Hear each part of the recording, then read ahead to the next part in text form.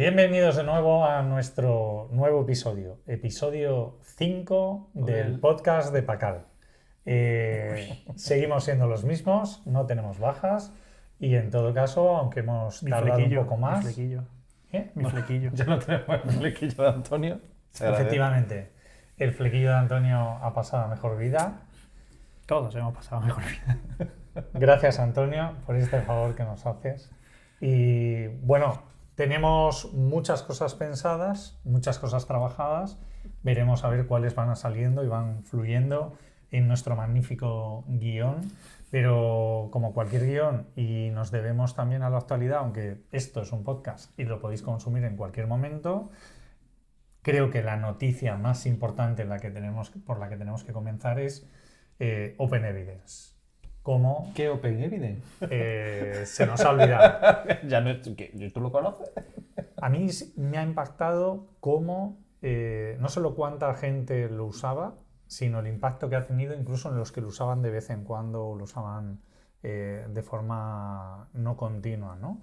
Porque creo que era una herramienta, se había hecho una herramienta absolutamente generalista a la hora de hacer cualquier tipo de aproximación, de estudio, de trabajo y demás. Entonces, lo primero es, estamos en la actualidad, hace pocos días que Open Evidence se ha ido y, bueno, el porqué y comentarios. ¿Empiezo yo el porqué? Bueno, el porqué, si quieres, lo dejamos para después. Comentarios. A ver, yo creo que parte de la justificación que hace que haya mucha gente que se haya puesto muy nerviosa al no tener disponible esta herramienta, aunque sean usuarios ocasionales, como tú dices, yo creo, y es una opinión totalmente personal, que depende un poco de la sensación de seguridad que te da tener eso ahí ante cualquier eventualidad que pueda surgir delante de un paciente, en una guardia o tal. Siempre yo soy de la generación, y muchos de aquí, que hemos llevado siempre el librillo de residente, el manual de la paz, el no sé qué, en pediatría, mi especialidad. Y ese cerebro secundario, ese cerebro externo donde guardamos toda la información que no somos capaces de gestionar en nuestro propio cerebro, se ha simplificado mucho teniendo una herramienta como esta, donde además tú puedes hacer una búsqueda pues prácticamente inmediata y te va a dar una información que a priori es fiable.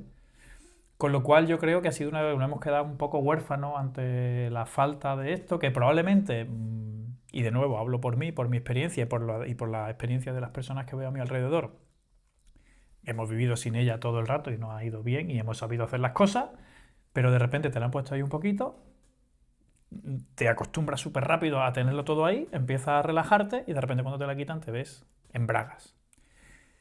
Diré, no sé, que hay alternativas. Ahí está Cleia, creo que se llama, ¿no? Que es la que ha sacado iDoctus, que es una herramienta bastante parecida, que no he terminado de bichear mucho, pero que en principio lo que ellos ofrecen es algo muy parecido a Open Evidence, además española y tal. Pero bueno, la sensación general ha sido de orfandad.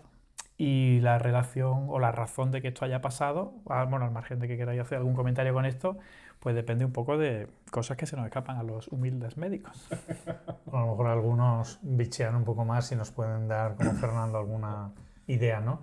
Yo creo que no solo es el impacto generalista, sino si analizamos o podemos comentar lo que yo he extraído de qué potencia tenía Open Evidence, era su simplificación, su facilidad no solo de cómo abordarlo, sino el formato que te devolvía, ¿no? Porque aquí hemos sido muy de Elicid, hemos hablado de consensus, hemos trabajado otras, y creo que la gran diferencia es que simplificaba el trabajo, con lo cual eso era de agradecer. Yo, como en los demás podcasts y como en esto de la IA, estoy siempre en esa ambivalencia de, a lo mejor si lo fácil o hacernos la vida fácil, soy escéptico, tengo una parte escéptica de no nos estaremos también haciendo tonto, relajando, sí. Bajando los niveles y los umbrales de exigencia, de conocimiento. Pero eso es el ser humano. De hecho, en ingeniería tenemos una broma que es muy típica, que es: tengo un martillo, todos los problemas son clavos. Que básicamente he aprendido a utilizar esta herramienta y con esto tiro.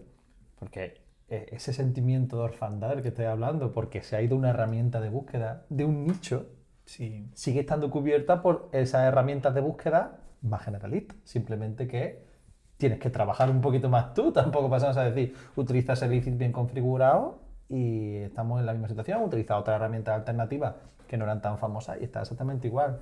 Al final el problema yo creo que está en que la gente se acostumbra a utilizar una cosa sin entender el concepto que había detrás que hacía que solucionara el problema y por tanto cuando le han quitado la herramienta, como no entiende bien el concepto, no sabe aplicarlo en otra herramienta. Claro, yo creo que el problema es precisamente ese. Siempre, y yo creo que tenemos que seguir haciéndolo, hemos sido muy críticos con la IA con la IA genéricas, ¿no? Hemos sido muy críticos mientras la abrazábamos locamente. Le dábamos besitos, pero a regañadientes. Pero con recelo, sí. No, me vengo a referir a que hemos insistido mucho en un uso prudente y racional, hemos sido y tenemos que seguir siendo pues, muy cuidadosos con las respuestas que yo le lanzo a una IA generalista, precisamente por la calidad de los datos con los que se entrenan. Entonces, esta herramienta, digamos que con esa capa de fiabilidad y esa capa de confianza que generaba en los sanitarios, pues decía, vale, yo esto no se lo voy a preguntar a Gemini porque a saber lo que me suelta, pero yo sé que si se lo pregunto a esto digamos que tiene varios filtros de seguridad y digamos que voy a asumir más ciegamente lo que esto me diga. Entonces yo creo que al eliminar esas capas de incertidumbre que generan otras herramientas generalistas, ha calado muy rápido y se ha hecho casi imprescindible, lo cual habría que pensar. Como dato curioso, ¿sabéis cuántos médicos en Estados Unidos, no lo sé en España, cuántos médicos utilizan Open Evidence de forma habitual? No, yo creo que tiene que ser... Pero muchos. Extrapolo un poco la percepción que yo tengo de los que usan IA, los que usaban Open Evidence, para mí, por encima del 75%. Teniendo en cuenta que son de los que usan IA, lo compro. Sí, si es del total, el dato estadístico ahora mismo es el 66,6 periódico. Es decir, en Estados Unidos. 2 de cada 3. 2 de cada 3 médicos de Estados Unidos utilizan Open Evidence de forma habitual. Y lo siguen usando. Hombre, ellos que pueden.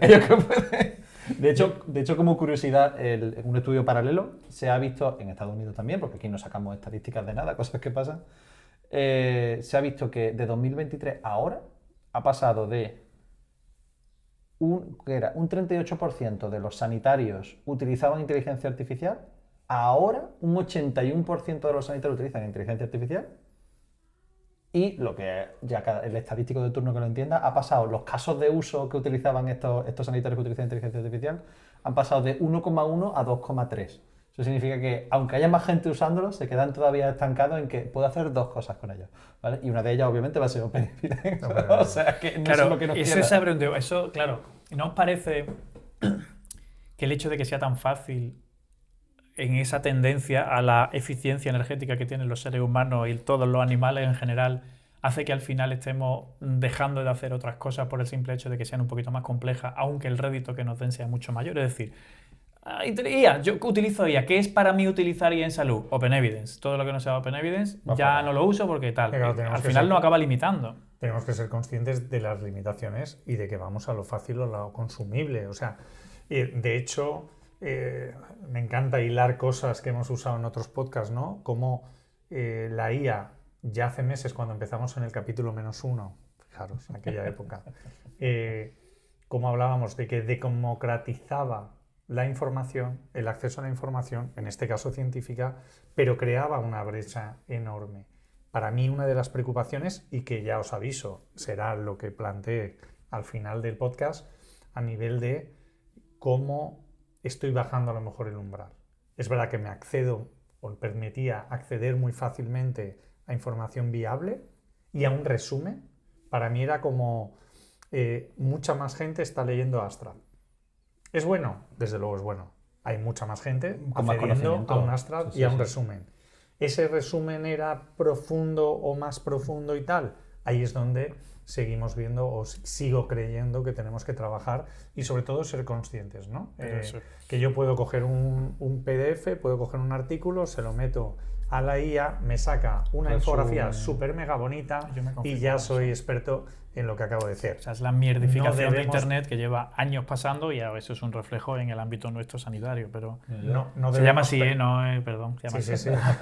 No debemos perder el leer y al final acabaremos no teniendo que perder el escribir, pero eso lo dejamos para afuera. Una vez comenzado, dime. No, que yo quiero rescatar la parte de que decide, oye, de la dejadez, del hacer menos y tal. El camino fácil del ser humano es que no habéis comentado ninguno, bueno, ya lo sabéis porque yo soy un pesado, pero en verdad el que nos está escuchando no. ¿Sabéis por qué Open Evidence se ha ido de Europa y Gran Bretaña? Eso te lo hemos dejado 2 veces, Tengo pero... alguna idea, pero desarrolla.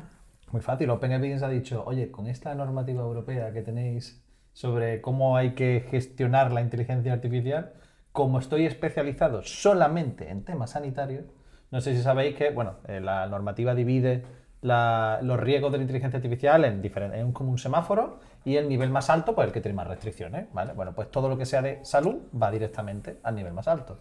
Y aunque sea una IA que solamente utiliza los papers científicos, hace resumen y tal, que no es nada especialmente crítico, por decirlo de una manera, al ser de salud, pasa al nivel más alto y ha dicho, mira, yo no me voy a meter en hacer todo este lío de regulación, así que me voy a Europa. De hecho, es un dispositivo sanitario, o sea, cualquier IA que se use considera en dispositivo. un término de salud tiene que pasar las mismas validaciones que un dispositivo sanitario. Correcto. Dispositivo que sea, bomba de insulina, watch o wearable de salud, o sea que tenemos que pasar por toda esa, Bueno, ¿no? el camino fácil, que sepáis que no lo ha tomado Open Evidence.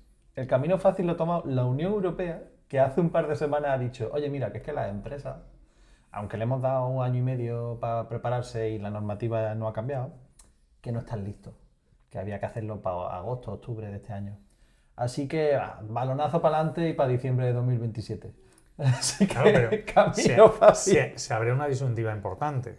Es que si soy buenista, por llamarlo de una forma, o legalista, y quiero buscar la mayor protección, no tengo claro si desde un punto de vista de protección estructurada bajo una administración que trabaja y vive para ello, me voy a quedar con un delay, con un retraso de tecnología y de actualización de los propios sanitarios. Porque, como decía antes, le veo la parte escéptica, la tengo con Open Evidence. Si te quedas con Open Evidence, te quedas corto para determinadas profundidades. Pero, en cambio, te está haciendo una democratización brutal y un aumento del número de personas que pueden acceder, ¿no? Volvemos un poco al comienzo de la imprenta, ¿no? El acceso, sí, el acceso es absolutamente Pero, ha sido una fundamental. tónica general en Europa con la IA y con la regulación, y esas diferencias de velocidad entre el desarrollo y en la adaptación por parte de las empresas a causa de esta normativa entre Estados Unidos y Europa. Y Europa ahora, con las cosas que están pasando en Estados Unidos y con los señores que hay, los gorilas orangutanes que hay allá al mando, pues están un poco intentando hacer un proceso de... Acabamos de ser baneados en Estados No sé Unidos. de qué hablamos. Están viviendo un proceso en los últimos meses de intentar dejar de depender de herramientas, de servidores, de buscadores y de centros de datos estadounidenses, y no sé si vamos por buen camino. Yo creo que se están dando pasos, pero todavía no estamos, ni muchísimo menos, desvinculados de ese tema. Y al final probablemente esté bien que nosotros tengamos nuestras propias herramientas, pero a efectos prácticos no va a ser algo ni fácil ni rápido, y Europa tiene que ponerse... Sobre todo porque los centros de datos y la energía barata son los que marcan los líderes de mercado en este sentido. Y estamos cerrando centrales nucleares. Así que vosotros sabréis. Bueno, yo creo que somos, vamos, desde el desconocimiento, el nivel usuario bajo, no creo que seamos capaces ahora mismo en Europa ni de dar el salto ni de acortar los tiempos. Se están haciendo pasos, para se están esas dando cosas. pasos hacia la independencia Pero a mí me parece relativa. para el mantenimiento del mínimo. O sea, vamos a mínimos. Sí, para tener no vamos a ser capaces de competir con Estados Unidos ni con China en todo lo que tiene que ver. Para nada. En este caso. No tenemos ni infraestructura de microchips, ni energía barata, ni industria, ni el conocimiento. O sea, las cabezas pensantes se las están llevando las economías más fuertes, que alguna europea tenemos, pero no son la mayoría. Geopolíticamente estamos ahora mismo en el segundo o tercer mundo La vieja, en este sentido. La vieja Europa, la vieja Europa. La vieja Europa. Bueno, nos conquistarán dentro de poco, o sea que no tampoco vamos, no sabemos por dónde, si La por el pregunta este, quién, la pregunta quién. si por el este, por el oeste o por, La pregunta quién es si hemos hablado de o por el Medio Oriente. Hemos estado hablando de Estados Unidos, hemos hablado de Europa, nos falta el otro actor. ¿Voy ya? No vamos ya, no Vale. vamos ya, porque en ese sentido, una de las cosas que queríamos comentar para pasar después a lo que te estoy viendo con los ojos rasgados, es Tengo los ojos la chiquititos. situación, por ejemplo, en España, ¿no? ¿Qué situación tenemos en España? Obviamente, dentro del bloque europeo, somos Europa, semos con lo cual sí que tenemos una diferencia al menos tenemos un impacto aquí y también tenemos propia legalidad y en ese sentido vamos a estar a rebufo, primero porque estamos bajo el paraguas Europa, pero también por nuestras propias peculiaridades, ¿no? Nosotros en España además tenemos la Agencia Española de Protección de Datos, no sé si la conocéis, que es la que al final regula la IA, los datos, todo.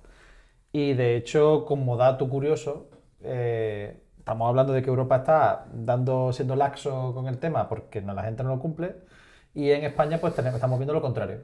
Llevamos un par de años, de hecho creo que ha salido ahora el informe de la Agencia Española de Protección de Datos con respecto a 2025, y el número de requerimientos, es decir, gente que se queja de algún incumplimiento de 2024 a 2025, creo que ha subido el 68%, o sea que ha subido un montón.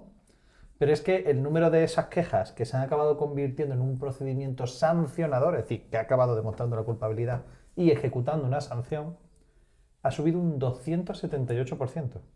O sea que en España, los que habéis estado en alguna formación de PACAR nos habréis escuchado, ese hincapié que hacemos en esto es interesante, pero cuidadito con el flujo de los datos, cuidadito con la legalidad, cuidadito con lo que puedes hacer, está perseguido de forma activa. Lo cual no significa que no haya formas correctas de hacerlo. Pero volvemos a esa parte, la democratización tiene también ese problema en el mundo de salud. Que la gente entra muy fácilmente, pero a lo mejor no es consciente de que la puede estar liando, ¿eh? Tenemos que tener, bueno, y eso estamos involucrados, ¿no? Tenemos que formarnos en todo lo que es el manejo, todo lo que tiene que ver además con salud, con datos sensibles. Eso estamos a veces a los pies de los caballos y no somos capaces de ver la problemática que puede existir atrás y sobre todo las consecuencias, ¿no? Cuando hablamos en ley, el desconocimiento de la ley no te exime del cumplimiento, pero que nos pueden pillar con el carrito de los Sí, resalados. estamos acostumbrados, nuestra generación de nuevo, a trabajar con distintos software informáticos, por poner un ejemplo tonto, y por trabajar en local y a nadie se le ocurre que eso se va a procesar en una nube, que va a pasar por 47 servidores, donde van a ir dejando rastro todos esos datos que a fin de cuentas a lo mejor cruza el charco. Que a lo mejor cruza el charco. Y uno no lo piensa pero ahí están esos datos y estás compartiendo de forma involuntaria probablemente y sin malicia, pero estás compartiendo datos sensibles que pueden acabar mal. Es que la gente muchas veces no se da cuenta de que, oye, que mira, que Estados Unidos lidera en todas estas cosas porque quiere también quedarse con tus datos. Y que China tiene 200.000 herramientas que tienen el mismo nivel que Estados Unidos en cuanto a calidad y te las ofrecen gratis, cosa que Estados Unidos no hace, porque aquí quieren hacerse amigos y quedarse con tus datos. El negocio son los datos. De hecho, la gran limitación ahora mismo para hacer modelos más grandes son los datos de calidad, ¿eh? Por esa parte has nombrado ya al gigante. Me iba a saltar un paso, perdón. Pero he sabido leer y me he contenido, ¿eh? No, es que hemos hablado de Estados Unidos, acabamos de hablar de China y precisamente quería yo sacar una de las cosas a colación. A propósito de China, ¿qué nos tienes que traer desde China? Qué casualidad este comentario. Tú que tienes los ojos que parecen dos puñaladas en un cartón, ¿qué pasa con China? Todo manejado también del otro lado. Pero sin flequillo. Yo una de las cosas que quería traer es un informe sobre el estado general de la inteligencia artificial que publica todos los años en la Universidad de Stanford. Es un informe muy asequible, son apenas 450 páginas, donde elaboran una revisión a todos los niveles, a nivel energético, a nivel social, a nivel científico, a nivel de empresa, de productividad, del impacto y la situación de la inteligencia artificial año a año. Y hace un par de semanas o 3, no recuerdo la fecha exacta, salió el informe de 2025. Y una de las cosas, ahí nos podríamos tirar 16 capítulos hablando de las cositas que salen ahí en términos específicos, pero bueno, yo centrándome en salud, bueno, no realmente en salud, sino en el impacto social de la inteligencia artificial, una de las cosas que se comentan es, precisamente hablando antes de talentos y hablando antes de los grandes cerebros, es la brecha que existe me bajo todavía más, en población general, en aceptación y en concepto general de la inteligencia artificial, en la población en general, y cómo hay una diferencia de susceptibilidades en Occidente, podríamos llamar, frente a Oriente. De tal forma que en Estados Unidos y Europa existe un concepto o una cierta tendencia a tener cierto recelo de la inteligencia artificial y a verla con una especie de optimismo relativo / pesimismo en cuanto a lo que es capaz de hacer y casi se ve más como una herramienta de control o una herramienta que van a utilizar las empresas para sacarnos el dinero más que para algo que va a resultarme realmente útil en el día a día, frente a una mayoría de población china que lo ve con un concepto totalmente diferente, súper optimista, lo ven casi como una especie de bandera de su desarrollo, de una especie de hito o una marca que demuestra la expansión tremenda que han tenido a nivel industrial y a nivel científico en los últimos años. Y mientras que en Estados Unidos o en Europa tenemos todas estas normativas que estamos hablando, sobre todo en Europa, pues ya salen por prensa y hemos visto todos pues las exhibiciones de los robots en China y cómo van alardeando y cómo están los niños acariciando perritos robots y cómo hay una implicación y un optimismo social directamente implicado en la propia sociedad, valga la redundancia, con respecto a los desarrollos tecnológicos, inteligencia artificial, robótica, todas estas que van de la mano. Y eso ha hecho, de hecho, pues que haya una relativa fuga de cerebro en Estados Unidos. Ya sabéis que están habiendo cada vez menos patentes y cada vez menos personas con mucha capacidad de desarrollo tecnológico que van a Estados Unidos por la situación que tienen ahora y que están emigrando, y va a haber una especie de secuestro y de evasión de cerebro a Oriente, que es donde están realmente ofreciendo oportunidades. Con estos datos de China pues siempre pasa lo mismo, siempre tenemos nuestra visión occidental de que a saber lo que nos están contando, a saber lo que están diciendo las estadísticas y a saber lo que hay allí por abajo. Pero, pero me llama mucho la atención porque yo, como parte de ese occidente medio receloso, veo a los chinos que están tan contentos y digo, a ver si por culpa de estas cosas al final no, ya nos están comiendo la tostada y van a crear, gracias a esto, pues una sociedad que mucho más rápido se adapte a estos cambios. Entonces, os pregunto, ¿qué os parece? ¿Cómo os posicionáis? ¿Os posicionáis como blanquito europeo receloso, me da miedito? ¿O veis que esto puede ser realmente algo...? Bienvenidos a Pacal, el nuevo podcast de geopolítica. Hecho por gente que no sabe de geopolítica. Hecho por gente que duda de la geopolítica, incluso. ¿Ok? De la manipulación. No, esto es una pregunta a nivel usuario. Tú, en tanto que miembro de la sociedad, ¿lo ves con optimismo? Yo voy a ser muy del norte y del oeste. ¿Y tú qué piensas? Tú, ya sabéis, ya lo más corta. Hablamos de esto todos los días, yo voy con recelo. Yo aprovecho para decir que lo de que acariciando perritos robots ya lo hacía yo de pequeño, otra cosa que el robot fuera más tonto. Sí, el robot tenía pila y no hacía cosas. Son los Ergon Boys. Proto-robots. Yo quiero, mira, para esto sí me voy a poner un poquito más no puedo evitar ser europeo. Eres europeo, entonces. Soy europeo, pero bueno. Reticencia. Tengo reticencias, pero que quiero pensar que van a ser reticencias temporales y que se van a ir solventando cuando haya datos de verdad que me hagan confiar de verdad en la inteligencia artificial. Pero en general soy optimista, ya sabéis que soy optimista. Mi frasecita de aquí es por ahora. Es que la IA no sé qué, por ahora. Espérate. Mi gran duda es...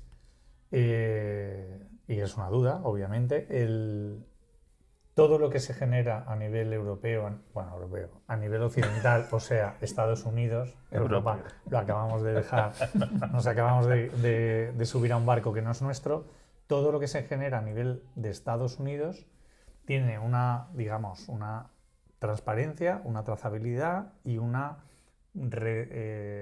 posibilidad de replicación.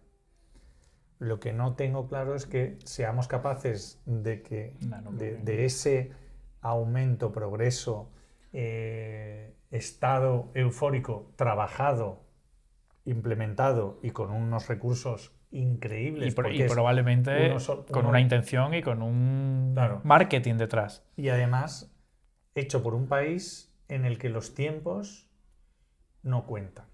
Y me explico. O mejor dicho, el tiempo cuenta. El tiempo cuenta en el sentido de que no tenemos, como en Estados Unidos, como en los países occidentales, unos periodos cortos que impiden, desde mi punto de vista, que tengamos una visión a largo plazo. Aquí tenemos proyectos cortos, la política manda, aquí cada 4 años o como mucho 8 o X tenemos que elaborar todo lo que son las proyecciones. Las empresas, las corporaciones tienen una visión distinta, pero también es mucho más cortoplacista que como juega al ajedrez el gigante chino.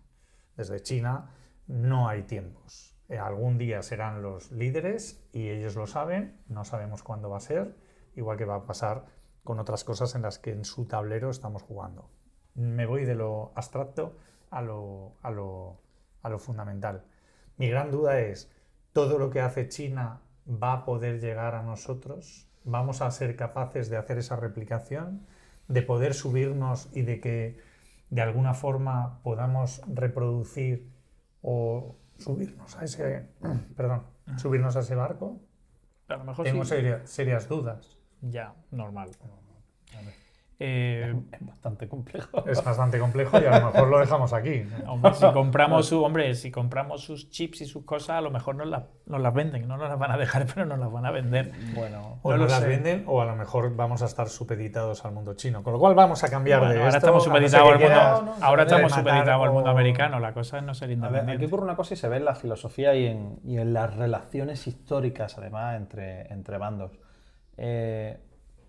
Vamos a decirlo, China ya ha dejado de copiar para empezar a crear, ¿vale? O sea, eso se ha visto, ya tiene una revolución tecnológica. Forzado también, en parte, porque no le han vendido, Bueno, en fin. Pero sí. Sí, por la razón que sea, pero ya no copian. tienen los recursos y ya no hace falta copiar, ya generan su propio conocimiento. Antes, si eran la fábrica del mundo, han aprovechado todos esos recursos para convertirse en una economía muy industrializada, muy tecnológica, y tienen esa capacidad. Una de las grandes cosas que han hecho es que tenían energía muy barata, y eso le ha permitido que cuando de repente un recurso estratégico vital para toda esta carrera de inteligencia artificial eran los centros de datos, ellos tienen la capacidad de crear centros de datos como churros. Cuando en Estados Unidos están teniendo problemas con la electricidad con respecto a los centros de datos. Europa, pague, vámonos, ¿vale? Yo no voy a hacer comentarios. No tenemos centros de datos relevantes. Lo dice una persona que ha trabajado en un supercomputador. No tenemos centros de datos relevantes. Punto. Ni los vamos a tener. Ni los vamos a tener. No lo esperéis. No tenemos producción de chips, que ahora mismo Estados Unidos tiene una gran producción de chips, tanto por las propias fábricas de IBM y bueno, las diferentes cosas que hay en Estados Unidos, como con su buena relación con Taiwán, cosa que puede cambiar. No porque Taiwán quiera, pero puede ser que cambie. Bueno, eso lo saben los chinos, Claro. y su tablero. Pero tengo una cosa curiosa, es que aunque China efectivamente está ahora mismo como una potencia emergente, o ya casi establecida, pero no voy a decir establecida, todavía queda un poco, tiene un gran problema, y nos vamos al lado de geopolítica, que está muy por el tema, y es que a largo plazo creo que tienen un problema, y es que no tienen el problema de la política, como tú bien acabas de decir, pero si en el mundo desarrollado tenemos un problema de natalidad, China tiene un mega problema de natalidad. Entonces, tienen menos del 0,6% de tasa de reposición. O sea, va a haber un momento en el que o se convierten en el nuevo Estados Unidos, que no tiene problema de natalidad, porque viene un montón de gente de fuera, y esa es la tasa de reposición, o China va a caer por su propio peso. Eso es curioso, ¿eh? Ahí entramos en un tema que a mí me apasiona, que lo he vivido. Bienvenido faceta pediatra. Claro, bienvenido a la sección. Procreación. Esta vertiente, este aire o viento, no sé, oye, geopolítico, no sé si nos sienta bien, pero desde luego por aquí hemos entrado y vamos a salir. Porque a eso solo voy a dejar el titular o mi pensamiento, al cual no solo por mi relación con asociaciones, con ONGs y viajes a todo y demás ya hace más de una década. O sea, hay un granero para China y un granero, no me refiero solamente de cereales, sino hay una inversión desde hace más de 3 décadas en África y en otros ámbitos donde esa parte yo creo que la tienen perfectamente en el tablero. Pero esa parte ya la hemos visto, y volvemos a la geopolítica, lo siento mucho, pero en la parte de ¿hasta qué punto si empiezo a traer un montón de gente de fuera se va a mantener mi sistema cultural y político nacional? Bueno, lo sabemos. Es que por eso digo que ahí hay una cosa que no termina a mí de encajarme, que a mí a vosotros renegáis, pero a mí me gusta mucho la geopolítica, la economía y la legalidad. Y ahí China lo veo a largo plazo con un problema que no sabe cómo lo va a solventar. Estoy convencido que tienen un plan establecido. Lo he vivido hace más de 2 décadas y en la década pasada sigo un poco todos los movimientos, en este caso de inversiones que tienen fuera de China, inversiones que van unidas a no solo, como hablamos, ¿no?, recursos minerales, que es lo que ahora mismo está en el foco, y es por lo que es un foco, pero tiene recursos de inversión muy diferentes. Es que tengo que soltar la noticia. Es que hace unos cuantos meses salió un informe sobre una normativa que sacaron en China precisamente para fomentar la natalidad, porque es un problema real. Y lo que hicieron fue quitarle los impuestos a los preservativos. ¿Saben lo que ha pasado? Que no ha pasado absolutamente nada, porque la gente sigue pensando que aunque el preservativo sea más barato, sigue siendo más barato el preservativo que el niño. Entonces no ha subido la natalidad, sigue igual o ha superado la venta de preservativos. O sea que Permíteme dudar de que le esté saliendo bien la jugada. No, yo no hablo de en China, hablo de lo que están haciendo en otros movimientos. No, en otros sitios sí, y también no solamente por natalidad, y de mercado. Tierra rara, sí. acceso a recursos estratégicos. Ahí hay una historia. También un día nos pondremos filosóficos sobre cuándo vamos a dejar de preocuparnos por el mundo y vamos a empezar a pensar en el espacio, ¿vale? Pero bueno, ya... Y hay otro melonazo y China. Tranquilidad, que se nos va el día. Eso me flipa más que China. Abrimos y además ahora estamos justo en el momento en el que muchos de nuestros suscriptores están piensan diciendo que se deberíamos dejarlo, la piensan hasta aquí ha estado bien. Esto no era lo que razón, yo... Esta es la dosis adecuada, pero vamos a encarar un poco la recta final, simplemente por tiempo. Y vamos a hacer incluso, habíamos planteado hacer como en la misma tanda 2, pero creo que vamos a seguir para adelante. Y sobre todo porque hay una noticia que tenemos que hablar, una noticia de las últimas 24 horas, que son los anuncios de Google respecto a sus evoluciones, sus innovaciones y demás. Aquí Fernando ha estado más al tanto. Yo de lo que he visto me he quedado igual. Este es mi titular, que es un titular absolutamente profesional. Sí. Las 2 o 3 cositas de anuncio que he podido ver. Bueno, yo doy mi opinión y creo que cierro. Lo primero es que tenemos noticias de Google, ¿no? Vale, para o sea, poner a los... En el momento de la grabación de este podcast, justo ayer sentido. por la tarde, fue la Google Keynote. Para quien no lo sepa, es básicamente Google anuncia todo lo que gordo que se ha estado guardando para soltarlo en un evento gordo. Y yo soy de esas personas que espera la Google. De hecho, yo por la tarde estaba diciendo, no, esta tarde no me habléis, que es la Google Keynote, no sé qué. Yo estaba muy interesado con la Google Keynote, igual que la Apple Keynote. Y de las principales. Ayer has estado muy pesado con la Google Vale, Keynote. pues creo que tu titular me uno a él, yo me quedo igual. Me queda igual. Porque he dicho, bueno, sí, un modelo un poquito más grande que el anterior, que es lo que me soltáis cada semana. Y unas cuantas herramientas que ninguna, por lo menos para mí, que estoy bastante metido en el mundo, ninguna es innovadora. Sí para el usuario promedio, porque a lo mejor eran casos de uso más expertos y ahora van a tener una accesibilidad para un grado medio. Vale. Pero nada que tú digas, ¡buah! Google rompe. Lo cual, además, hace un poquito... Yo creo que, por si no lo sabéis, hace 2 semanas,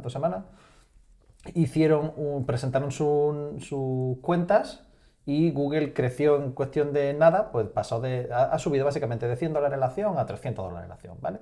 ¿Por qué? Porque han hecho un juego contable y han metido en sus balances unas cosas que normalmente no se meten, pero que las tenían, pero que no se meten.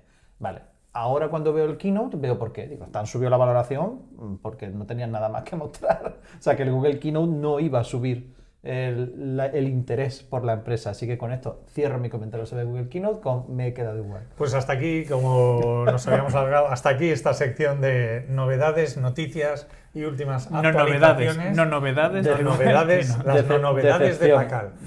Decepción, desilusión, pluf. Y otra de las cosas que teníamos un poco como sección es cosas chulas que a mí se me ocurren. Cosas chulas diferentes y que tengan que ver con el futuro a nivel científico y demás. Vale, hay que trabajar el naming de la sección.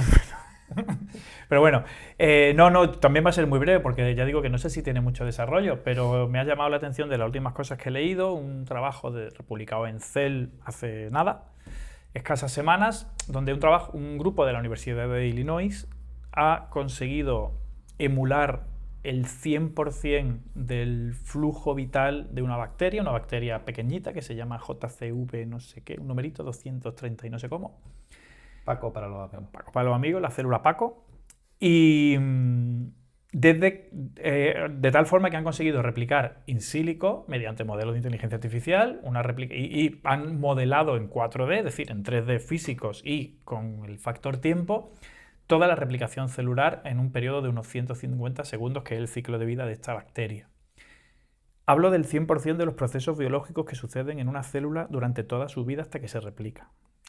Eso es una barbaridad. O sea, ya no hablamos de herramientas específicas, de modelos pequeñitos que sirven para estimar estructuras proteicas ni nada. Hablo de dinámica browniana de esta, ¿cómo se llama? La dinámica de fluidos, de todo lo que pasa en una célula desde que se replica hasta que se vuelve a replicar, incluyendo variedades estocásticas de la genética. Es decir, han dividido a la célula virtualmente en 4 o 5 ocasiones y el material genético, la metagenómica y los genes que se expresan en cada una de ellas tienen ciertas diferencias como las que cabría esperar experimentalmente analizando bacterias de verdad, con un porcentaje de variación genética similar al que han encontrado in vivo.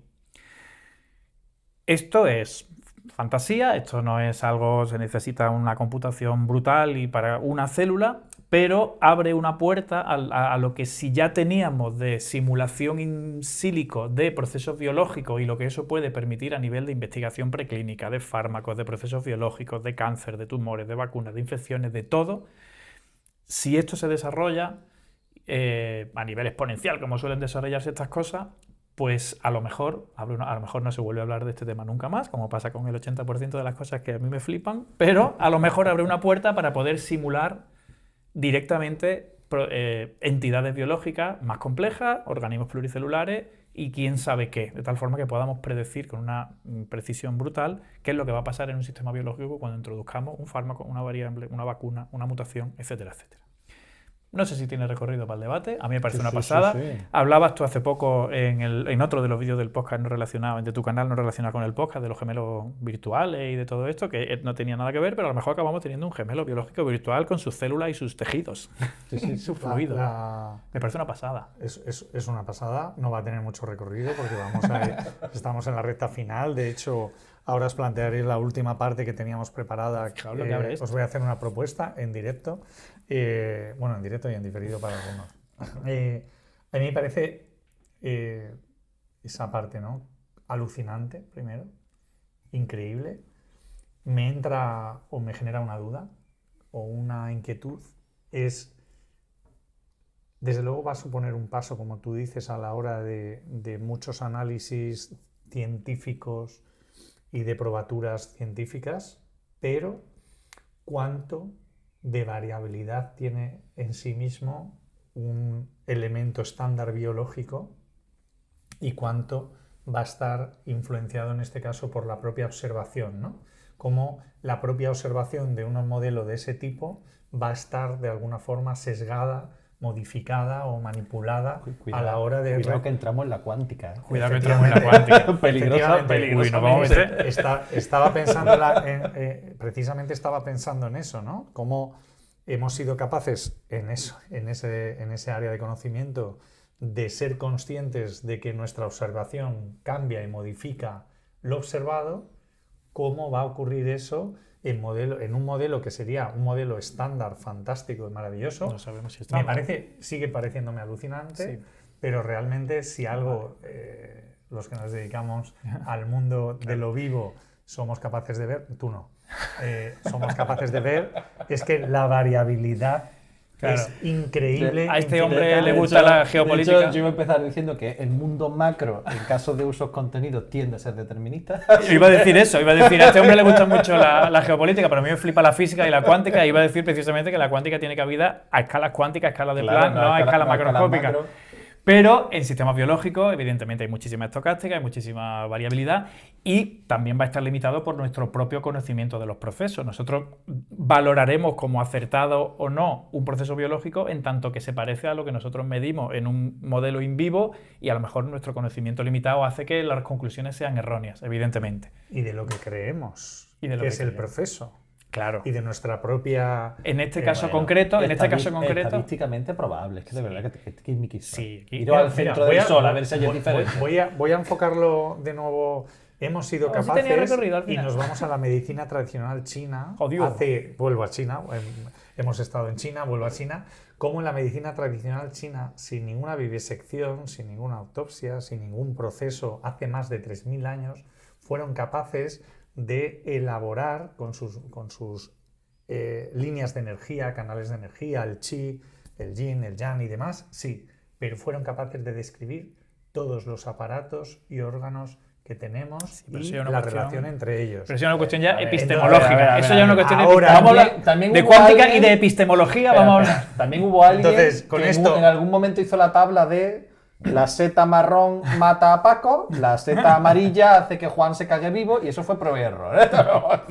Bueno, después de esta declaración es cuando vamos a ir hacia la parte final. Vale. Teníamos, la parte final la teníamos un poco estructurada para un tema mucho más, creo que de impacto real de lo que supone la IA a nivel educativo, a nivel de pensar, a nivel de escribir, a nivel de cómo los sistemas educativos hasta ahora se basaban en yo escribo, yo te mando una tarea, tú me la traes hecha y ese va a ser el referente de que tú has trabajado, has pensado y has hecho. Esto ha cambiado completamente, nos está cambiando y aquí abro dos a los adultos y a los jóvenes. A los adultos va a haber una brecha generacional de adultos a jóvenes porque incluso en los adultos yo lo estoy empezando a ver en propios compañeros a la hora de afrontar determinados temas. Pero no tenemos tiempo. Voy a proponeros que todo este tema dejamos la geopolítica, nos vamos al impacto, para que lo hagamos además en distintos aspectos, que nos traigamos cómo impacta a nivel educativo, para los que tengáis adolescentes o niños, o os preocupe simplemente el futuro de la humanidad en ese aspecto, cómo nos afecta a nivel profesional, en la profesión que tengamos cada uno, en este caso la nuestra un poco más biosanitaria, y que le demos una vuelta a soluciones también. ¿Por qué me dejáis fuera del mundo bio? Sigo siendo biotecnólogo. Por eso he dicho sanitario y... ¿Yo qué trabajo? No, pero he dicho eso. Me siento discriminado. Este reemplazo un poco de la educación, todo este tema, lo vamos a dejar para el siguiente podcast, si os parece. Vamos a empezar con ese monográfico y luego acabaremos hacemos un extra con cerveza. Cómo podamos acabar. Y abrimos, dentro de nuestras no secciones, abrimos distintas secciones. Una, para todos los suscriptores que habéis multiplicado exponencialmente por 0,7 el número de suscripciones. Técnicamente, y es lo bueno de los números pequeños, casi hemos hecho un 100% de crecimiento. Efectivamente. Hablando en porcentajes, va fenomenal. Entonces, dentro de las no secciones, os planteamos que nos hagáis alguna sugerencia de temas que os parezcan interesantes. Ya veis que no le tenemos miedo a nada. Y tenemos también vamos a abrir una no sección de recordatorios, pero vamos a abrir en este podcast número 5. A mí me encanta porque se lo está inventando sobre la marcha y estamos aquí, Conejo y yo. Vale, yo digo, a lo mejor lo han hablado mientras yo me he ido. No, tú también está igual. Vale. A ver por dónde sale. Vamos a abrir, y estoy abriendo en este momento con vosotros esta no sección de dedicatorias, porque tenemos que acabar una dedicatoria. Es increíble que tengamos un guión y que se dé cuenta en este momento de cómo vamos a acabar. Tú tranquilo, que no sabías. De hecho, está muy relacionado con la dedicatoria, sí. Entonces, no sección, dedicatorias. Fernando. A ese enfermero, ¿no? Sí. Enfermero de Huelva, que él sabe quién es, que se vio el otro día nuestro primer podcast y dijo: ay, Dios mío, se me acaban de caer 3 niñitos que me habían dado docencia y me parecía que sabían un montón del tema. Te dedicamos a este podcast. Seguimos hundiéndonos en el barro. Así que, sal de ahí, siguiendo la ley de protección de datos, Javier Rodríguez, este podcast... Intento evitarlo, tío. Porque... No, pero sé que Javier nos lo va a agradecer. Bueno. Y no sé si ha llegado hasta aquí. A todos los que estéis alrededor de Javier Rodríguez, no le digáis que está dedicado el podcast, que lo vean, para ver si ha llegado al final de este podcast. Y a todos vosotros, pues nos despedimos. Hasta el próximo. Esperemos que sea pronto, porque tenemos un tema que yo quiero que he puesto encima de la mesa y quiero que abordemos, sobre todo a nivel teórico, pero también a nivel práctico. Nos despedimos de esta unidad 5 del podcast de Pacal. Adiós. Hasta luego.